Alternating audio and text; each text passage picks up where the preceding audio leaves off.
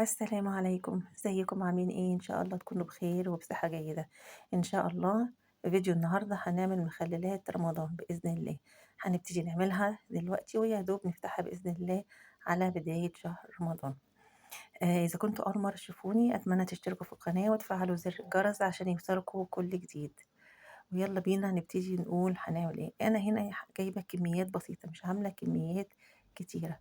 يلا نبتدي بإذن الله. شوف ايه هي مكوناتنا.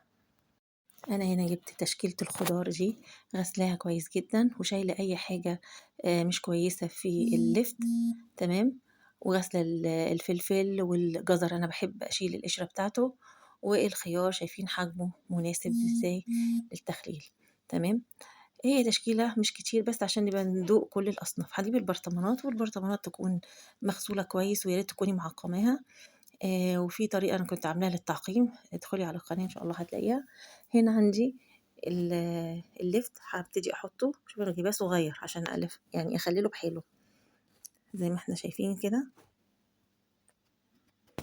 وهحط وحدات من البنجر عشان أنا بحب لونه يكون اللون البامبي الغامق شوية زي ما انتم شايفين. إن شاء الله بقى نفتحه على رمضان يبقى نشوف شكله هيبقى عامل ازاي أثناء بقى الفطور كده في وجبات، أبقى أوريكم ازاي في التخليل. تمام. نحشر كده اللفت كويس قوي. انا هنا عشان الوقت عملت كل الخضار حطيتهم جوه البرطمانات زي ما انتم شايفين كده. نحاول نكبس كويس الفلفل والجزر والخيار زي ما انتم كده شايفين. تمام. نحاول نكبس. بس هنجرب كده اهي في واحده وقعت، لا نحاول نحطها كويس ونكبس الخضار كويس. وانا هنا كمان قطعت ورق كرنب حطيته زي ما انتم شايفين. يلا بينا هنقول هنعمل ايه. هنا هنعمل لكل لتر من الميه 4 ملاعق كبيره من الملح الصخري، ده ملح صخري. تمام. وهنعمل معلقه كبيره من السكر ومعلقه صغيره من الملح ليمون. يعني ال4 معالق على كل لتر ميه، ما يعادل 70 جرام. ومعلقه السكر ما يعادل 15 جرام. ومعلقة الملح ليمون ما يعادل من ال5 جرامات. طبعا الملح الصخري كويس جدا في التخليل، أحسن من الملح العادي.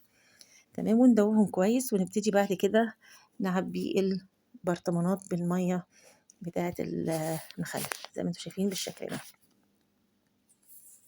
سهل جدا وبسيط مفيهوش أي حاجة.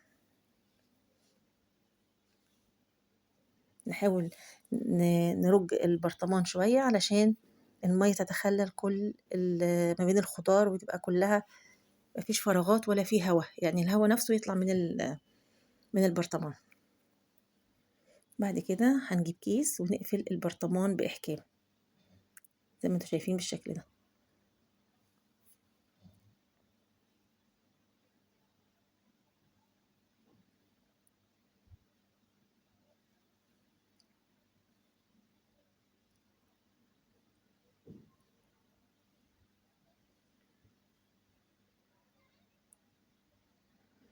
هسيب بقى البرطمان مقلوب كده ليلة كاملة، وتاني يوم هبتدي اعدله عادي وخلاص واحطه في مكان في المطبخ. تمام. وان شاء الله باذن الله انتظروا معايا في رمضان. متنسوش الاشتراك في القناة وتفعيل زر الجرس، ومنتظرة تعليقاتكم. والى اللقاء في فيديو جديد. مع السلامة.